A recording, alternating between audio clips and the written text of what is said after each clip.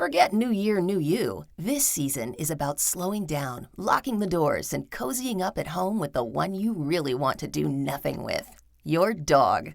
After the holiday chaos, those quiet nights with a blanket, a podcast, and your pup feel like the reset you actually need. Ollie helps make those moments easier with fresh protein-packed meals made from real human-grade ingredients, so your dog can enjoy some quality comfort food too. Choose from 5 recipes and get a personalized plan for your dog's needs. Meals arrive perfectly proportioned with a scoop and storage container, so serving is fast and mess-free. And with Ollie's in-app on-demand health screenings, supporting your dog is easy, ensuring more cuddles for many years to come. Visit ollie.com/truecrime and use code TRUECRIME for 60% off your first box. For 9 years, Linda Cooney, a Midwestern farm girl turned South Florida socialite, was married to wealthy tax attorney Jim Cooney. It was said that through her marriage to Jim, Linda enjoyed wealth, status, and motherhood. But over time, the marriage became an unhappy one. It ended the way many marriages do, with drawn-out divorce proceedings and a bitter custody battle. But this legal battle between exes got far uglier than normal. By all accounts, Jim Cooney loved being a father to his 2 sons, but he had grown to despise his ex-wife. In his view, Linda's behavior was erratic. Linda also resented her former husband. She told whoever would listen that Jim was abusive and extremely dangerous. On one February day in 1992, Linda walked into the local police headquarters and asked to speak to a detective. The more she talked about Jim, the more frantic she became. At one point, she told them, "You mark my words, before the next couple of days are over, James Cooney will try to kill me." During that same conversation, she said she would never let Jim take her sons from her. A few days later, on February 7th, Jim lay dead on the floor inside Linda's Juno Beach home. He suffered 3 bullet wounds, including one to the head. Police arrived and found Linda in one of the bedrooms. She was holding a .357 Magnum revolver. They also found the couple's 2 young sons in the house, Kevin, age 10, and Chris, age 8. They were unharmed but shaken. Chris, the youngest, was hiding in a bedroom closet. The headlines about the shooting death of a rich husband from a well-known family in Palm Beach captivated South Florida during the next year and a half. The case would be written about extensively and profiled on nationally syndicated tabloid shows. There would be a trial. There would be a controversial verdict. And there would be a bizarre sequel that no one expected. Now, you may have noticed that I named the 2 young children, and there's a reason for that. This case spans over decades, and although the boys were minors when this case first started, as you'll see, they become adults and give media interviews and court testimony with their names as the case progresses. This is Jillian, and in partnership with Law and Crime, you are listening to Court Junkie, episode 211.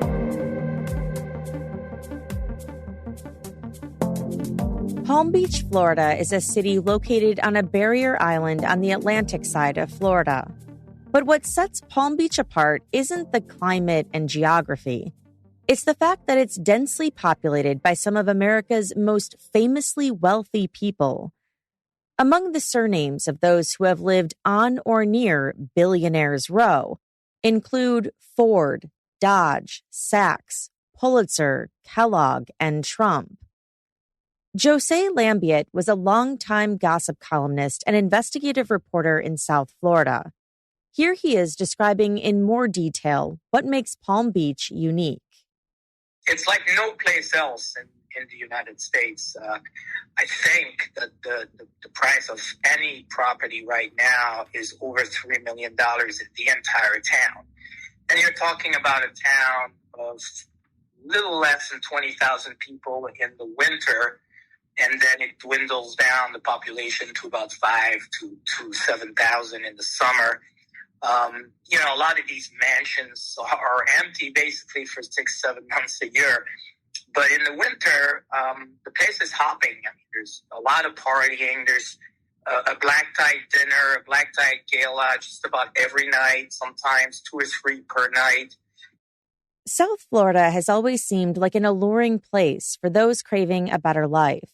Linda Cooney was one of them.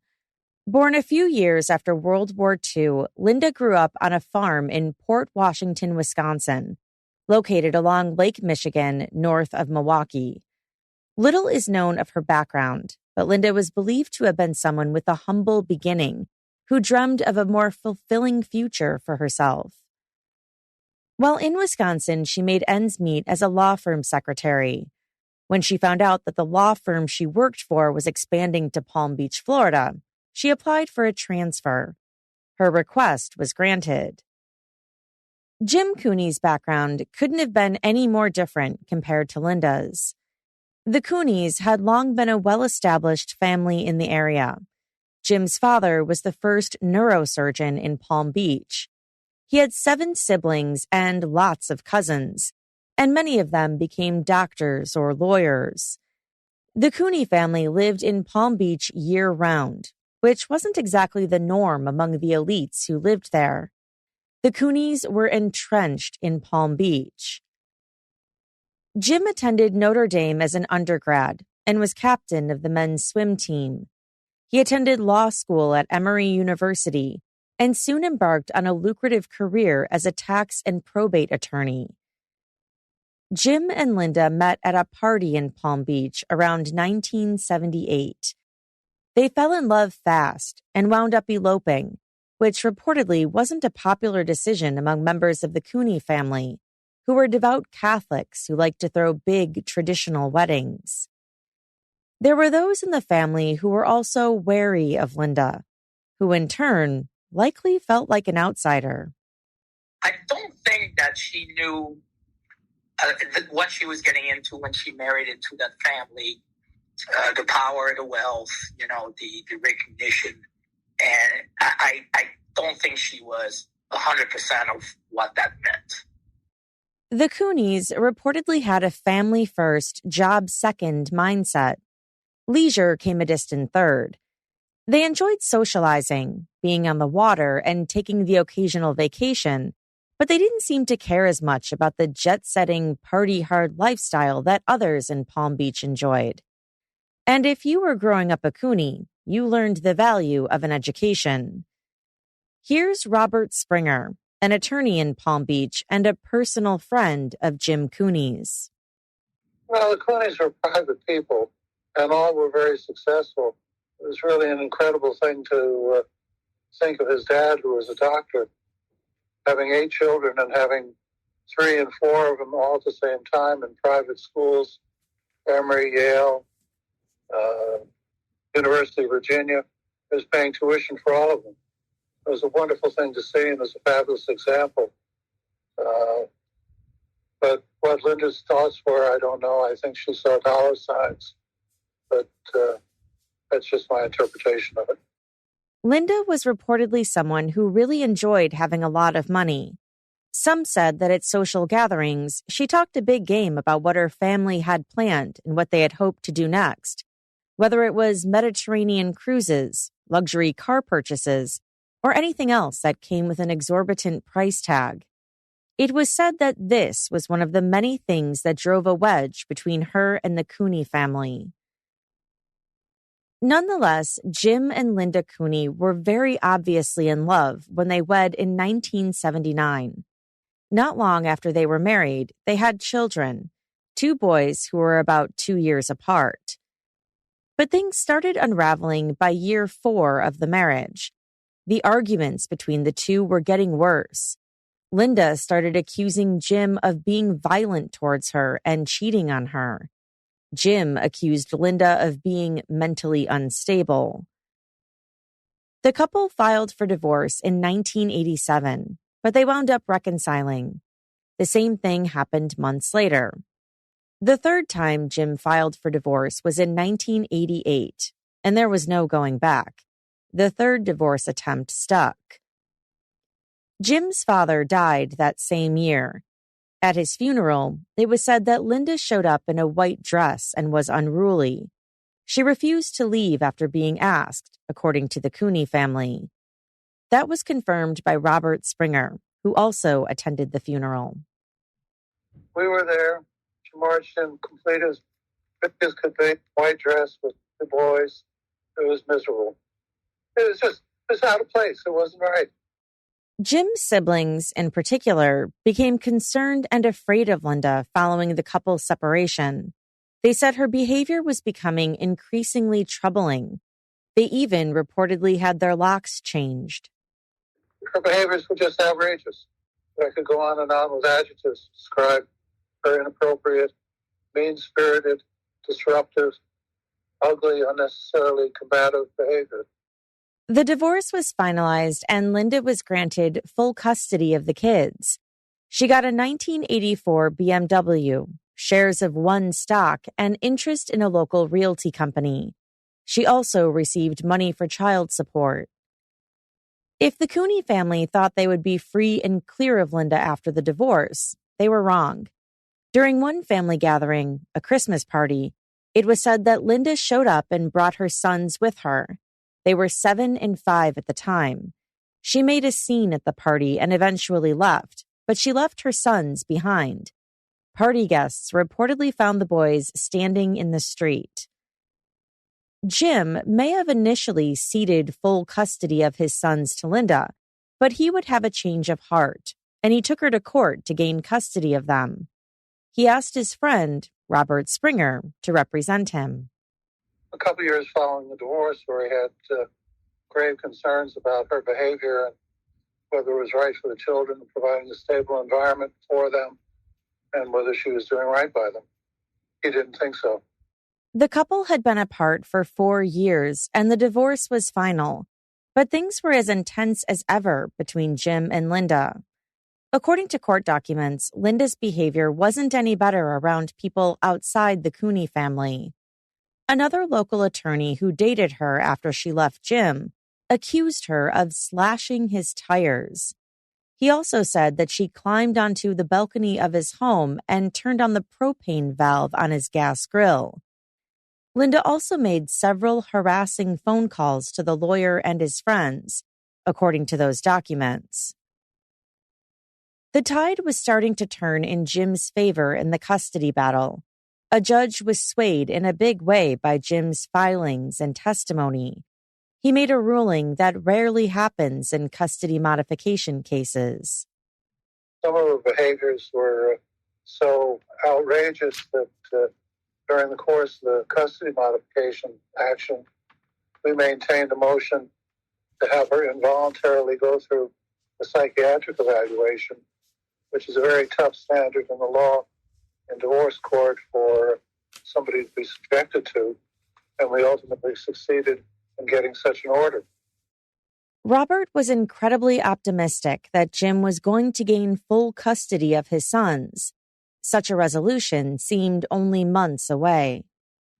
I was confident when we got that order in place, that was sometime in February of the year of Jim's death or murder, that by May, when we had our trial, we were going to win, because that was like the last piece of the puzzle that I needed to push us over the finish line. By this time, Linda lived with her sons in a house on Olympus Drive in Juno Beach, about 15 miles north of Palm Beach. On February 7th, 1992, Jim showed up at his ex-wife's home, hoping to see his sons. It had been more than 2 months since he had last seen them. It was the same day that the judge had ordered a psychological evaluation for Linda. Jim's decision to arrive at Linda's house that day to take the boys was mutually agreed upon by him and his attorney. Robert wouldn't discuss this while being recorded because it remains too painful for him to talk about publicly, but he agreed to discuss it on background. He said he vividly recalls convincing Jim to go ahead and go to the house on that February day.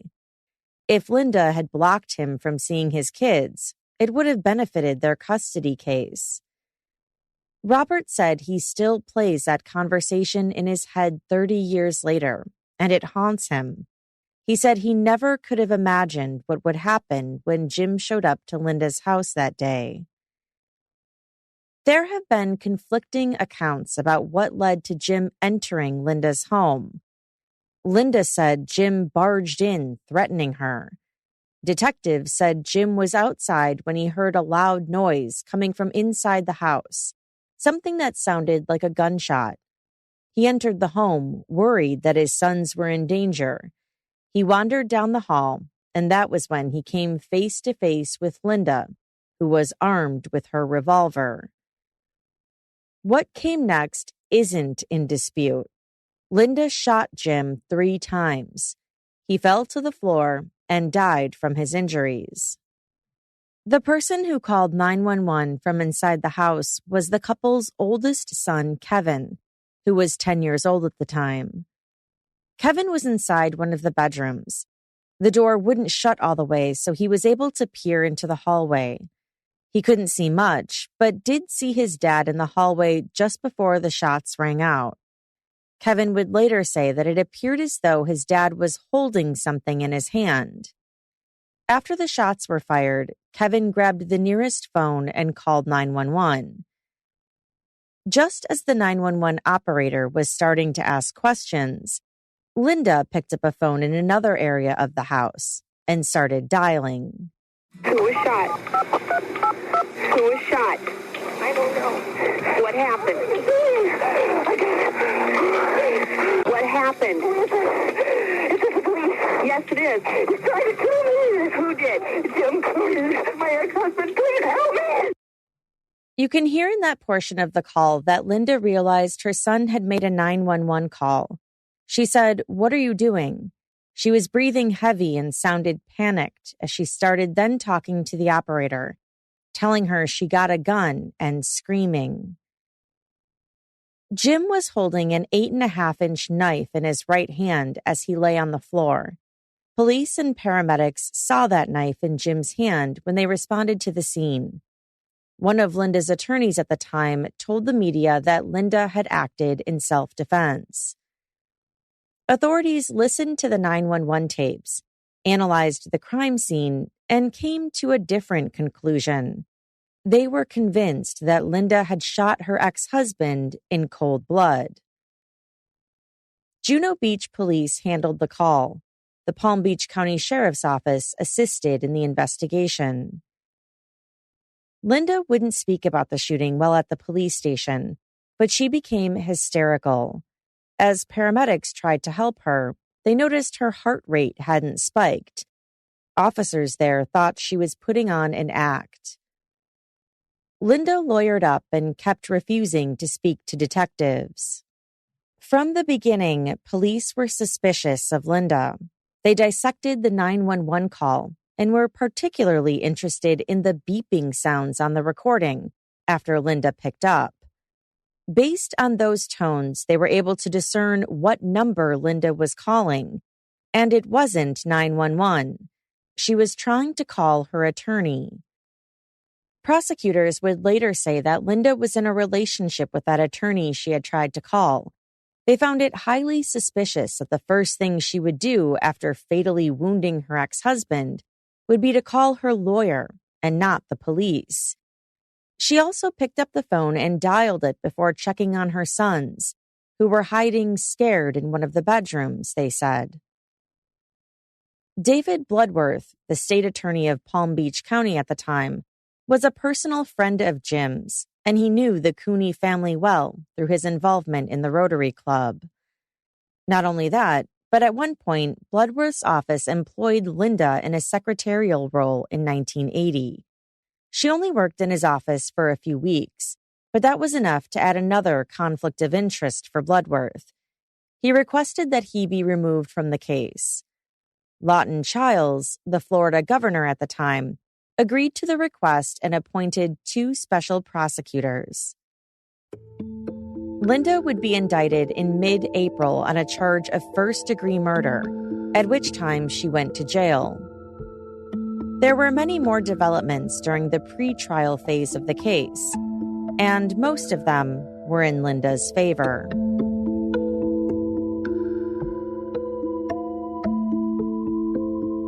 Linda Cooney was in jail for 3 weeks before a judge agreed to set her bail amount at $75,000. The state had argued that Linda shouldn't be granted bail, but if an actual amount were to be set, they suggested $200,000. The judge didn't agree. Linda easily covered her bail.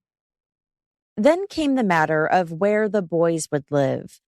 Kevin, their oldest, was the only eyewitness to the shooting other than Linda. The state would have no choice but to call him to the stand at the upcoming trial. And prosecutors didn't want either of the boys living under the same roof as Linda in the meantime. And so the state was all set to take custody of them. Their father was dead and their mother was charged with his murder. But the judge again ruled in Linda's favor and allowed the boys to live with her. During the weeks after the shooting, Linda had lied to the state about where her sons were. She was breaking the law because the state had temporary custody of Kevin and Chris prior to the judge's ruling. But in spite of that, the judge still ruled that the state failed to provide enough evidence to remove them from her custody. The state had asked the court to place them in shelter care, but the judge refused. Linda's children stayed with a family friend for those few weeks that Linda was in jail. After she posted bail, she lived with the same family friend. As a condition of that living arrangement, she could not discuss the criminal case with her sons. Prosecutors, as well as Jim's family, were shocked and dismayed by that arrangement. To recommend these two children be placed in the hands of the killer of their father makes a Stephen King novel appear tame. That's what a family friend told a reporter after the judge's ruling. To make matters more complicated for prosecutors, they couldn't speak to the boys without Linda's attorney being present, so asking certain questions of them would tip off their trial strategies to the defense. There was little the state could do as it pertained to trial preparation for one of its key witnesses. In May 1993, 14 months after Jim's death, Linda went to trial. The state had a lot of forensic evidence to present to jurors. Prosecutors said there were signs throughout the house that Jim was not attacking, but was retreating when Linda shot him. Two state witnesses who were crime scene investigators described the shooting scene. They said that Jim was first struck by a .357 Magnum round in the left shoulder. He turned to his left on impact. The bullet went through his body and broke a window pane in the French door behind him. The second shot struck him under the right armpit as he fell to the floor. He fell onto his left side and stomach. He lay there when the final bullet struck him in the back of the head.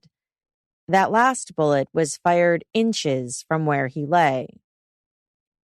The first two bullets that struck Jim were fired from 4 to 6 feet away. The witnesses said he was walking backwards and his hands were in front of him in a defensive stance when the first two bullets struck him. There was also gunpowder residue on the palms of his hands. That could only happen, prosecutors said, if his hands were open. That meant he had nothing in his hands when he was shot. State witnesses said the third and final shot from the .357 Magnum revolver was fired into Jim's head. The autopsy revealed that the shooter leaned over his body to shoot him in the back of his head while he lay on his stomach. When the paramedics arrived, Jim was lying on his back. The lead detective at the scene noticed that shards of glass were stuck to Jim's sweater. They were found both on his front and on his back, an indication that someone had rolled his body over and then potentially placed the knife in his hand. Not only that, but the round that struck Jim in the shoulder broke the bones in that shoulder, which would have meant that if he had the knife in his hand when he was shot, he most certainly would have dropped it, according to the detectives. One of the state's key witnesses, a crime scene expert, used a mannequin to describe every detail of the shooting, from the trajectory of the bullets to how far Linda was standing when she shot Jim. For extra impact, the mannequin was dressed in Jim's bloody clothes.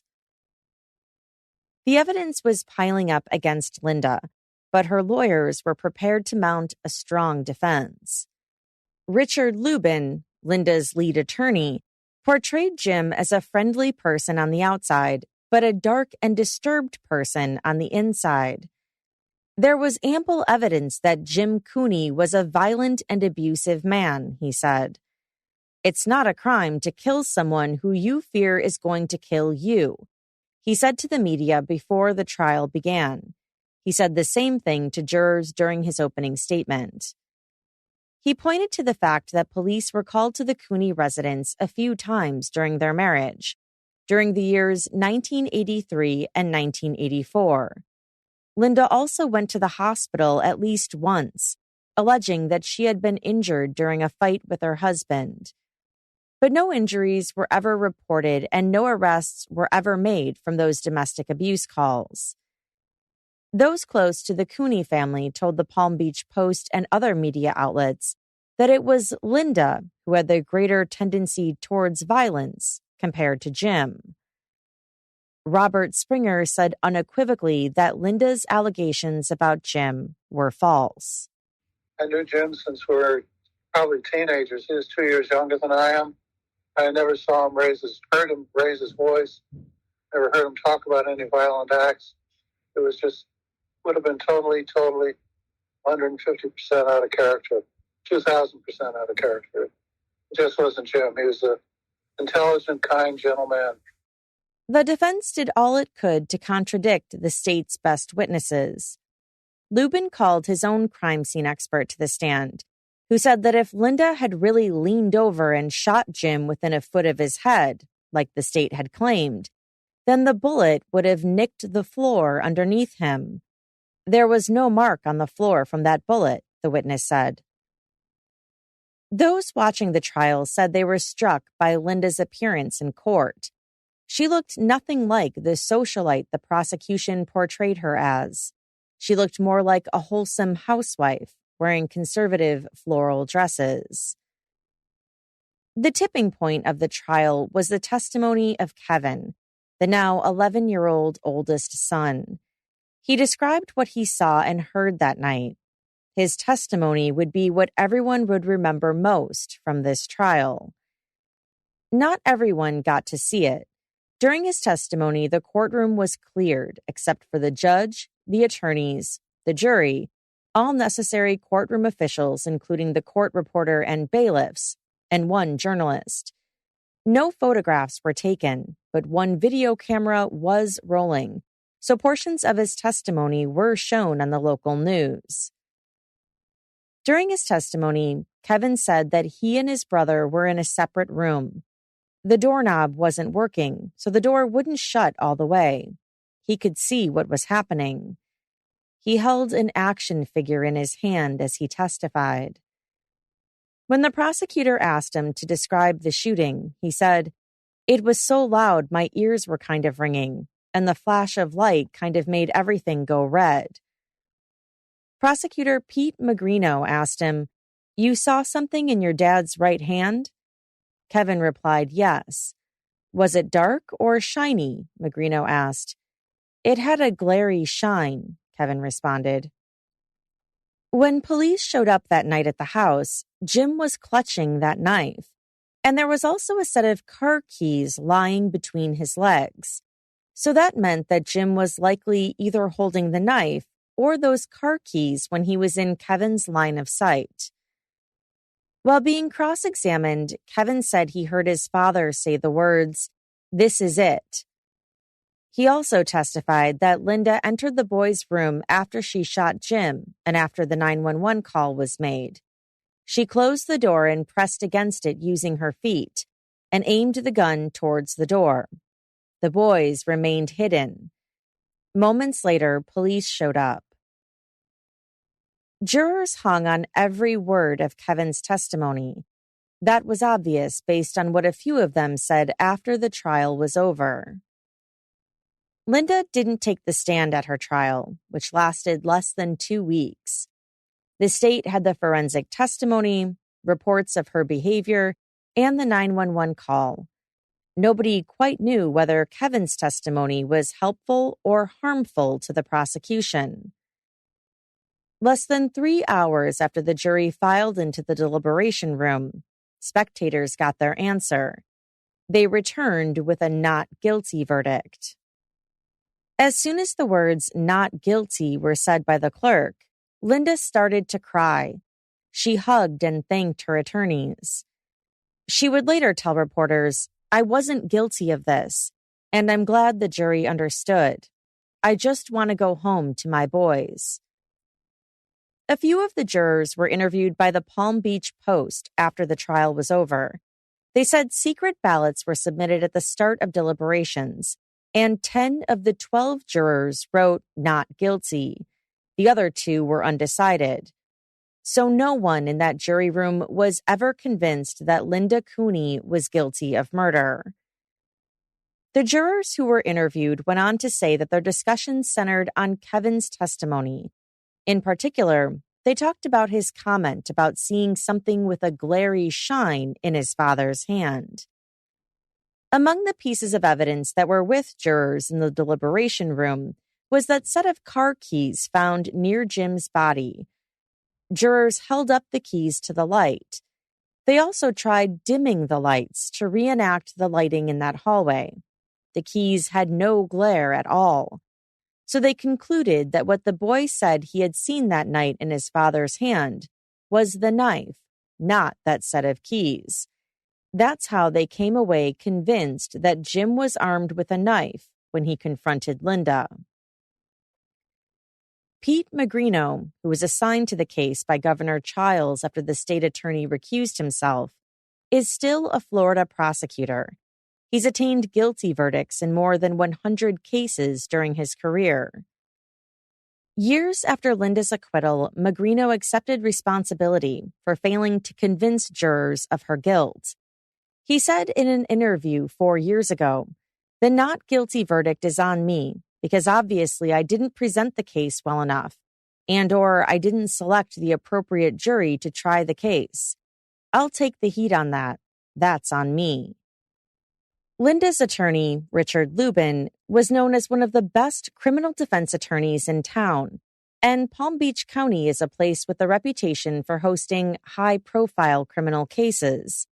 The infamous William Kennedy Smith case took place there just 1 year earlier. Even still, Linda's not guilty verdict came as a surprise to many, especially in Jim's family. Linda gave only one televised interview. It was with the syndicated tabloid show Hard Copy. The show has been off the air since 1999, so there's no footage of the interview that's easy to obtain. CBS News aired a snippet of the segment on an episode of 48 Hours. In it, the Hard Copy reporter asked her, "Is Linda Cooney a murderer?" Linda looked at him and answered softly, No, I'm not. Definitely not." The reporter asked her, "What are you?" Linda said, "I'm a mother who defended herself and her children." Since her ex-husband's death, Linda has scored one legal victory after another, from having her bail lowered and being able to live with her sons, all while awaiting trial for first-degree murder. On top of all that, she was acquitted. Taxpayers even footed the bill for her defense. Florida law requires taxpayers to cover the cost of a criminal defense whenever the defendant is acquitted. Then there was the $1 million trust fund that her sons inherited from their father. Because the boys were still years from adulthood, Linda was in control of it. So she was a free woman with lots of money at her disposal. But that's not where this story ends. In July 1994, a little more than a year after her acquittal, Linda, who at that time was still living in Palm Beach County, was arrested again. She was accused of kicking a teenage girl and threatening to kill her. According to a police report, she was driving and saw the 17-year-old female jogging. In a fit of rage, she pulled over and confronted her, at one point kicking her in the stomach and slapping her across her head, according to the report. The girl was the daughter of a former friend of Linda's. That friend had cared for her two sons while Linda was in jail following her 1992 indictment for murder. The same former friend also had testified on Linda's behalf at her bail hearing. The jogger beating case went to trial that December. Linda testified and said she had not intentionally kicked the girl, but had stuck her foot out to defend herself. She said that the girl had attacked her, not the other way around. Kevin, her oldest son, who by then was 12, also took the stand again. He and his brother were in the car when the fight took place. For the second time in 19 months, Linda was acquitted after Kevin testified on her behalf. In another, rather bizarre twist, Linda requested that the state give her her gun back, that .357 Magnum revolver that she had used to shoot Jim wound up back in her possession. She didn't pawn it, sell it, or lock it away. She kept it near her for the next 19 years. To many people who knew Linda, and to many people who covered Jim Cooney's murder case, it seemed likely that Linda would eventually wind up in court again. And it would all be because of what Linda did next with that same gun.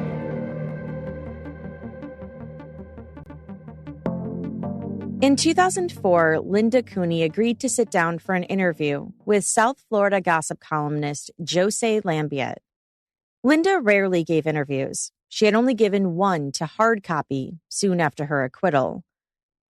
In this sit-down with Jose, who flew from Florida to Las Vegas to conduct the interview, Linda said she and her sons had been living in Las Vegas for about 9 years. She said it seemed like a good place to start over. She wanted to distance herself from the community that had shunned her following Jim's death. Many residents of Palm Beach who were familiar with the case believed the jury had gotten the verdict wrong. They didn't think Linda was acting in self-defense. They thought she committed premeditated murder. The money from the life insurance policy that Jim had left for their sons wound up being the money she used to rebuild her life about 2,500 miles away from Palm Beach. Jose said Linda ultimately did the interview because she wanted to send a message to her detractors in Florida. She wanted them to know that she and her sons, both of whom had entered adulthood by then, were doing fine in spite of their assumptions to the contrary. Kevin, the oldest son, who by that time was in his early 20s, sat with his mother during the interview. The two Cooney boys, now adults, both lived at home with Linda. Kevin grew to be 6'9" tall and became a bouncer at a nightclub. The youngest, Chris, went on to become a Las Vegas police officer. One of the subjects that came up during that interview with Jose was the family's love of guns. I mean, they went on and on about guns. Kevin told me that he was packing, actually came to dinner with a gun in his waistband, which I didn't see, but he told me he was. And they told me that they still had the .357 Magnum that was used by his mother to kill his dad. And that it was still in the house, it was locked up, but they kept it as a memento. At one point during the interview, Kevin said the following: "What happened with my mom gave me a lot of respect for guns. They saved our lives." Years later, Linda and Kevin would have another rendezvous with that .357 Magnum. It would lead to another frantic 911 call. It would land them both in the news again. and both inside another courtroom.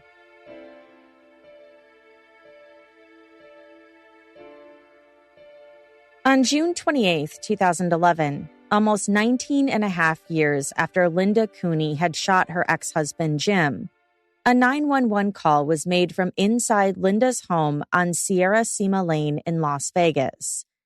It wasn't uncommon for police to be called there. According to the Las Vegas Review-Journal, police were called to the home a total of 31 times since early 2000. A panicked Linda told the 911 operator that her son Kevin had suffered a gunshot wound to his neck.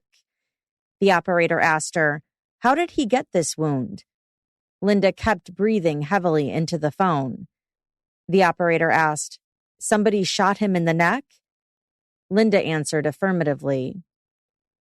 The operator wanted more clarification. He asked Linda, "Did somebody else shoot him or did he do it himself?" Linda wouldn't answer. The operator kept saying, "Hello?" Until finally Linda said, "I'm so scared to say something. I'm so scared. I'm so scared." Paramedics arrived to find a messy house and a 30-year-old unresponsive male lying on the living room floor. His neck was covered in blood. Authorities said first responders had difficulty getting to him because the inside of the house was cluttered with so much junk, including Halloween memorabilia. It was late June. The bullet that had struck him entered through his throat, just below his vocal cords. Kevin survived the shooting, but his injuries were severe. He became a partial quadriplegic, meaning he is paralyzed from the neck down, but does have some use of his arms and hands. Linda was interviewed by police after the shooting. Like on the 911 call, she was reluctant to answer questions. The interview was recorded. A detective can be heard asking her, "Do you know how he got shot?" She said no. "Did you shoot Kevin?" the detective asked her. She again said no. The detective then asked her, "How in the world did your son get shot when only you two were in the house?" "I don't know," she said. "You don't know or you don't want to know?" he asked her, sounding irritated. At another point during the interview, the subject of suicide was brought up. "He never went through with it," Linda said to the detective. "Okay, has he talked about it?" he asked her. "Yes," Linda said. Then she let out a wail. Linda insisted she didn't shoot her son and didn't even hear the gun go off. She said she came into the living room and saw her son lying in a pool of blood. Investigators recovered the .357 Magnum from the living room. It was the same gun used in the shooting of Jim Cooney. Linda was arrested but released on bail. In November 2011, about 5 months later, a judge put her back in jail for contempt. It was learned that she had violated a court order by contacting Kevin. Linda's other son was criticized by the judge because he was suspected of facilitating that contact. Both sons appeared to be dependent on Linda, who had a notorious reputation in her neighborhood for being a domineering mother. That didn't stop as they got older. Both of them attended college at nearby UNLV and got jobs, but they never left home. Jose has a theory about this. I thought they were a little too tight, meaning that they still all lived together. You know, the boys at the time hadn't gone off on their own to make their own life. And I thought that one of the reasons was probably because Linda manipulated them into staying with her. I think she would have seen the kids going off on their own with a girlfriend or, whatever they wanted to do with their life, a sort of disloyalty to her. I think she truly expected these kids to be with her forever. One example of an explosive episode between Kevin and his mother came one day in September 2002. Las Vegas police were called to the home following a report of domestic violence. The Review-Journal reported that Linda and Kevin were arguing when Linda grabbed a kitchen knife and slapped him with it. Kevin reportedly retaliated by grabbing a .45 caliber handgun and telling his mother to stay away from him. Linda was the one who called the police, but she was the one who was arrested that night. Police found 7 guns in the house and confiscated them. The case wasn't prosecuted, and the guns were returned. Neighbors told the media they didn't like Linda. Some were fearful of her. One neighbor, who spoke to the Review-Journal on the condition of anonymity, said she would wait to get her mail until after Linda got hers. She wouldn't step foot outside until after Linda went back inside and closed her door. Linda was known for walking around the neighborhood with a notepad, looking for reasons to call police, animal control, the homeowners association, or any other agency to report something wrong about a neighbor. They knew her to be confrontational and harassing, according to the newspaper. The neighbors went on to say that Kevin and Chris mostly kept to themselves. They'd say nothing whenever their mother was around. During her 2004 interview with Jose Lambiet, Linda said the $1 million her sons received from Jim's life insurance payout had run dry. She used that money to pay for a home, moving expenses, a couple of cars, and some other things. It was all gone by 2000, she said. Over time, Linda's sons would reportedly support her financially. Linda volunteered with local Republican Party campaigns and various political fundraiser events, including one for Wayne Newton. But otherwise, she didn't do much outside her own house. She never got another job after she left Florida.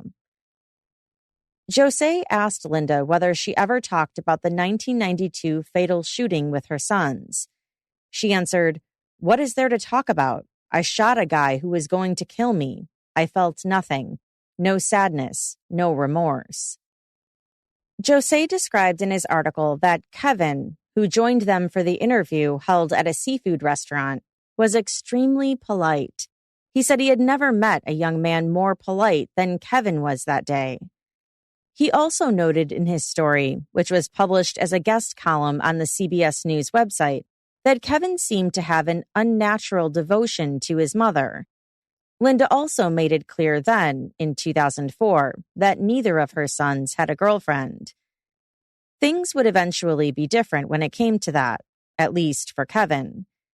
2 of his former girlfriends would later speak to the media and to prosecutors about their love of Kevin and their abject fear of Linda. They would have their chance to tell jurors, too.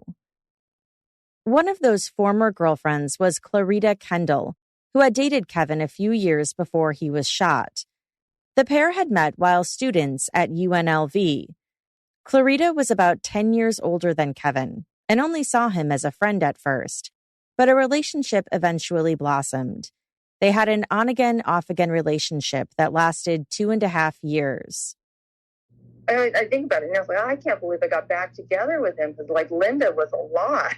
I mean, she was a lot to put up with. Clarita alleges that Linda was threatened by her and would lash out at her in horrifying ways. She would call her a whore and an Asian prostitute and would go to great lengths to try to ruin her relationship with Kevin. I was on the phone with her for a pretty long time, but it was just like it was her talking the entire time. And the conversation was crazy. And it was a kind of delusional. Clarita never officially met Linda, but she would encounter her. A couple incidents were particularly scary for her. She recalled one time getting a phone call from Linda. Clarita was on campus, and much to her surprise, Linda was too. I don't recall what she said exactly, but she had said things where she knew where I was at, and so I was absolutely terrified. You know, she knew where I was on campus, so it's like I didn't know where she was. I didn't know where she was. She knew where I was at.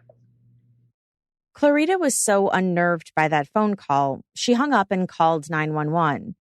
She stayed on the phone with the 911 operator during her entire drive home. Clarita knew by that point that Linda had shot and killed her ex-husband in Florida. What made that so scary to her was that she was being spied on by a woman who had killed someone with a gun.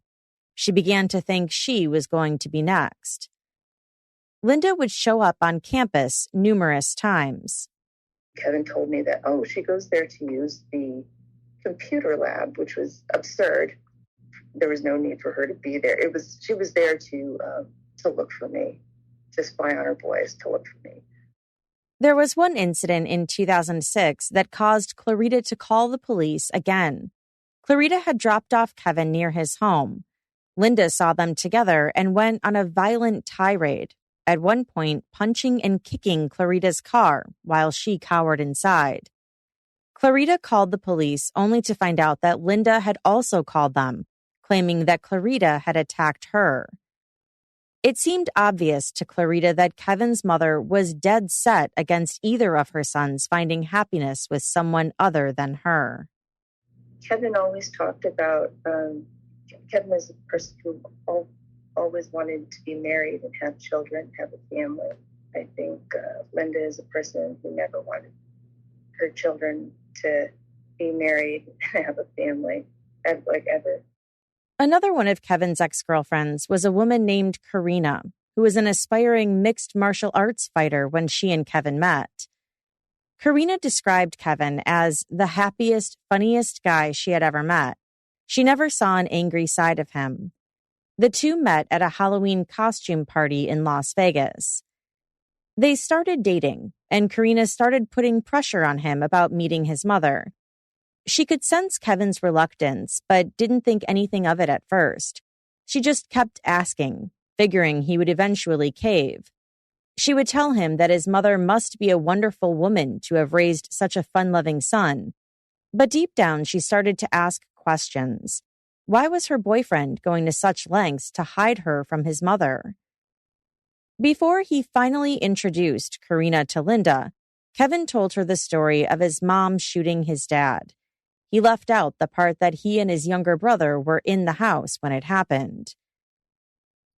The information Karina provided about the case has been pulled from court testimony and the few interviews she has granted the media over the years.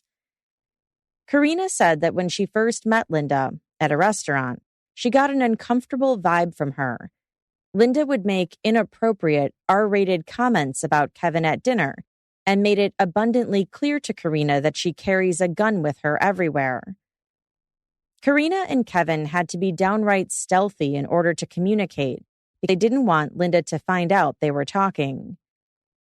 Karina, who would eventually become a professional cage fighter, told CBS News that she feared Linda. The reporter asked why a trained fighter would be afraid of a woman in her 60s. Karina said while she can handle herself in a fight, she was powerless to stop someone with a gun. It was clear to her that Linda was unstable and wasn't afraid to use a gun, she said. According to police reports, Kevin confronted his mother the night of June 28, 2011, about Karina. He reportedly told Linda that he wanted to move out of the house and be with her. Later that night, he was shot in the neck at close range. Once again, Linda had a man bleeding from a gunshot wound inside her house, someone she claimed had been abusive to her. And again, Linda's first move after the shooting wasn't to call 911.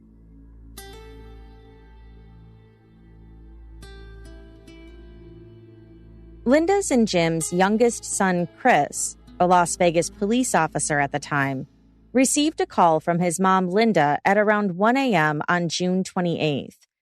Chris would testify about this later in court. He said Linda told him that Kevin was being violent with her. Something Chris would also testify was common. Chris texted his brother and urged him to maintain peace.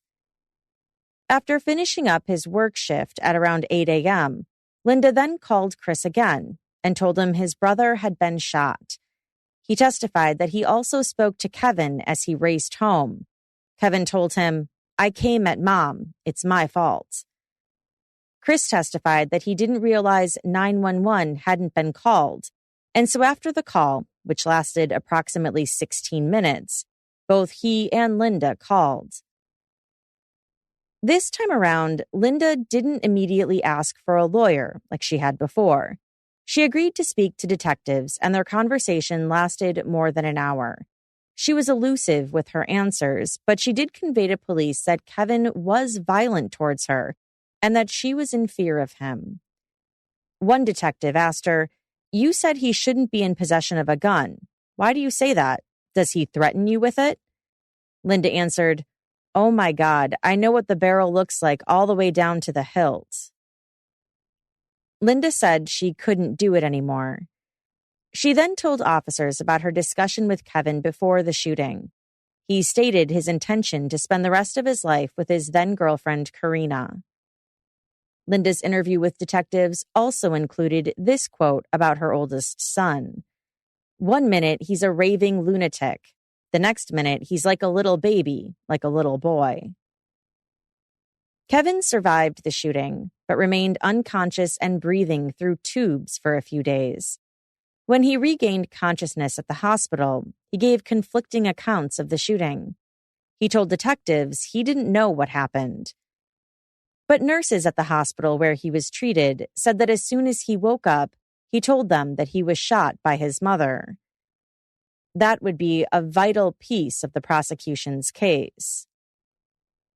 When the news of the 2011 Las Vegas shooting got back to the people in Florida, those who were involved with or knew the 1992 case, most of them were shocked at some of the details, mainly who the victim was and which weapon was used. I couldn't believe it. Because we had talked about, that gun. I said, "So you guys still have it?" She said, "Yeah." I asked her, she recouped it from the sheriff's office in Palm Beach after she was found out guilty. Most people will go and get their money back from the bail bondsman. She went to get her gun back, which I thought was totally crazy. Among the other media members who reacted to the news of Linda shooting her son was Christine Stapleton, a now retired investigative reporter with the Palm Beach Post, who covered the 1993 trial.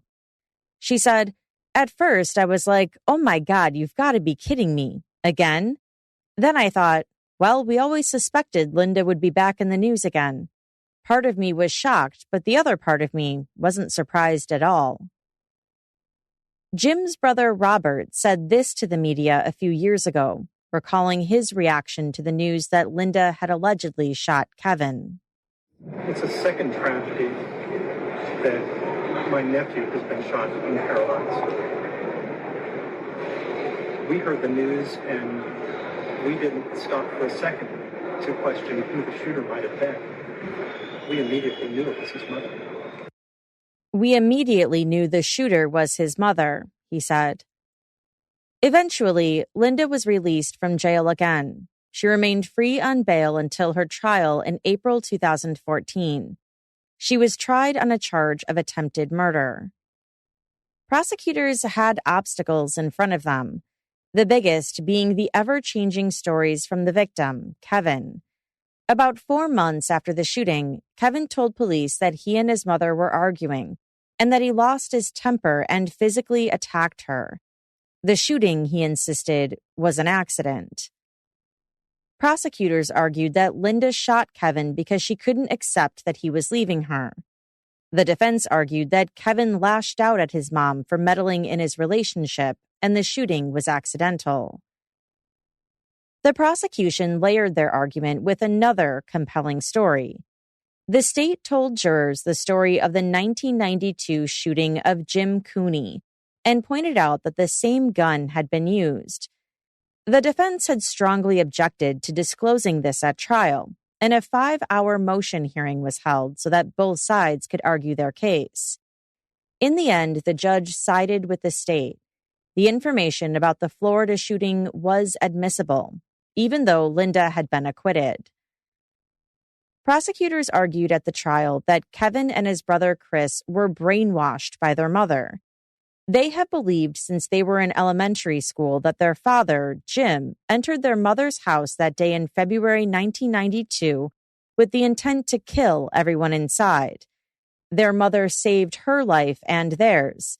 That's what their mother led them to believe, and that's why they remain under their mother's spell, the prosecutor told jurors. Karina was called to the stand and read old Facebook messages from Kevin. She testified that he had confided in her and made many statements about wanting to disengage from his mother and begin a new life. In one of the messages that Karina read out loud in court, Kevin referred to his mother as MUSH, which was an acronym for Mother Upsetting Success and Happiness. Karina's testimony was particularly relevant because in addition to being on trial for attempted murder, Linda was also on trial for stalking Karina. It was one of 4 felony charges filed against her. Some of the most riveting testimony during the trial came from one of Kevin's other exes, Clarita Kendall. She was called to not only show a pattern of jealous rage from Linda, but also to contradict Kevin's story that the shooting was an accident. Testifying was difficult for Clarita, but she no longer feared Linda. No, I wanted her to see me. I wanted her to see me. I didn't want to testify at all, but once I was there, I wanted her to know that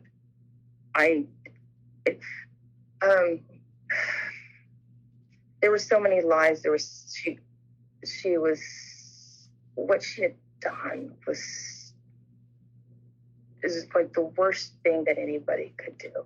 I knew so much about what had happened in Florida with Jim Cooney. While on the stand, Clarita described a visit she had had with Kevin while he was in the hospital. She said her ex-boyfriend had told her that he was sitting on the couch when his mother walked up to him and shot him in the neck. Clarita also said that Kevin told her that after he was shot, he fell to the floor. He felt wetness all around him. He could see his mom curled up and crying. At one point, he told her, "Mom, I'm not dead, but I'm going to die if you don't call an ambulance. Can you call an ambulance?" Before she called for that ambulance, Linda called Chris.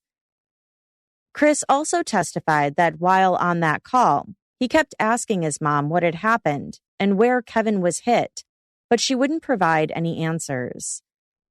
He also testified that he didn't know his mom's version of events until shortly before the trial started. That's when she told him that she saw Kevin going for the .357 Magnum that was lying on the living room floor. She grabbed it and she tried to get away, but Kevin caught up to her before she could get out of the room and tried prying it out of her hand.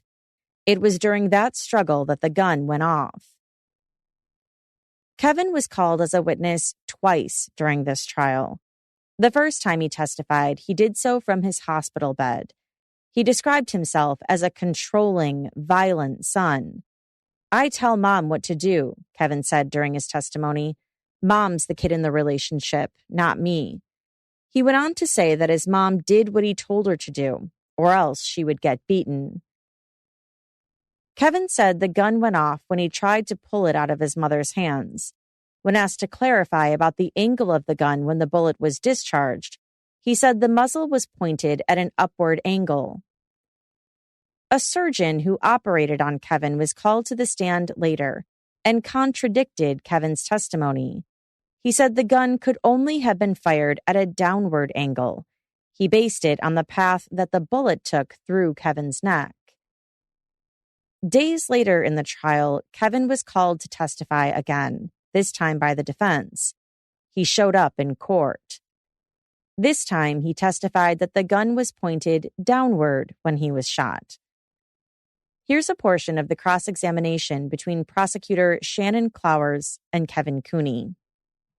Is that why you came here today?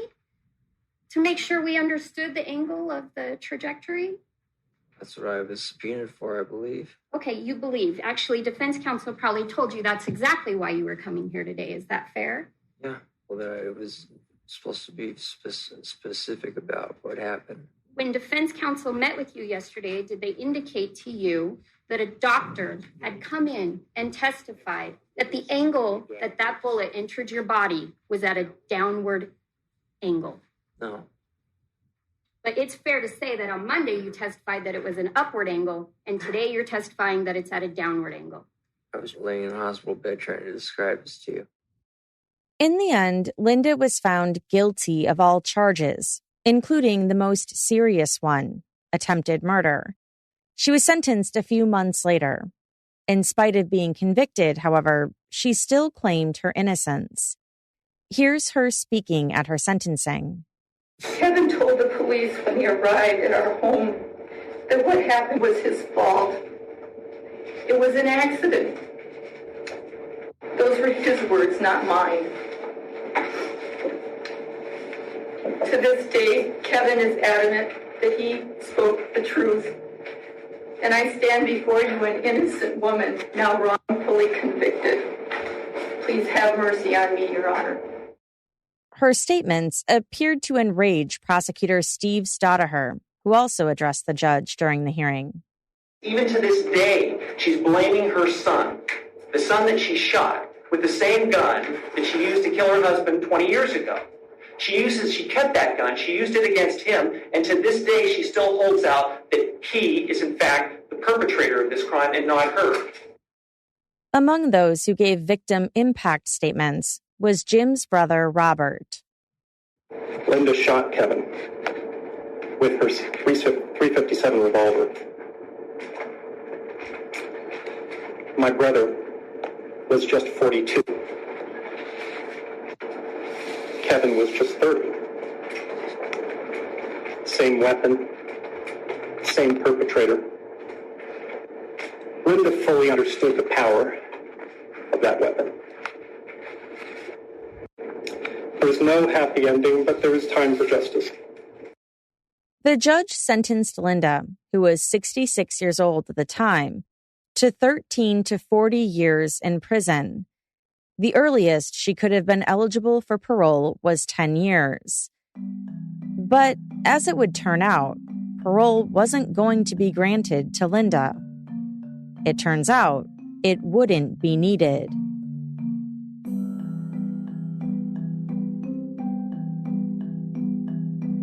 On December 16, 2016, the Nevada Supreme Court heard Linda's appeal.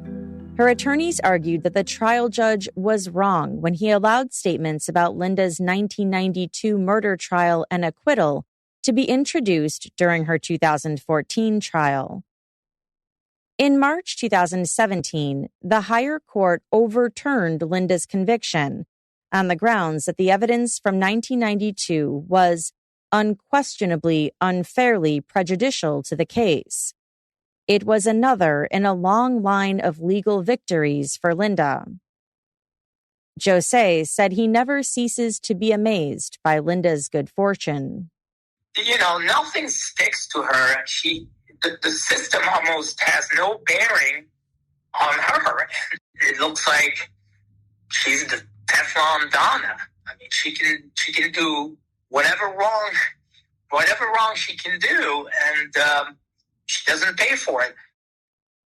When news broke of the overturned conviction, Linda's attorney, Michael Becker, said Kevin was overjoyed about the high court's decision and that he still maintained that he was responsible for his injuries, not his mother. The development didn't mean that Linda was just going to be released from jail, however. The state still considered her a danger to society, and a judge in May 2017 ordered that she undergo a mental health evaluation before ruling on whether to grant her bail as she awaited a retrial. Linda remained behind bars until March 11th of this year, when she and the state came to a plea agreement. They reached that agreement 3 days before she was scheduled to be retried. For the second trial, attempted murder had been taken off the table. Linda was going to be tried on charges of stalking, felony battery, and bribing or intimidating a witness to influence testimony. Instead, Linda entered an Alford plea, which is a type of guilty plea that allows a defendant to admit that the state has enough evidence for a conviction. It's not an admission of guilt. After that March 11th hearing, Linda was released on her own recognizance. On June 16, 2022, 74-year-old Linda Cooney made her final court appearance in this case. there anything you wanted to say, Ms. Cooney, before I pronounce sentence? Oh, no? All right. Linda was not only credited for time served, but also released from probation.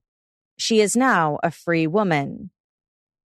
At the end of the hearing, Linda thanked the judge. Thank you, Your Honor. You're welcome. Good luck to you.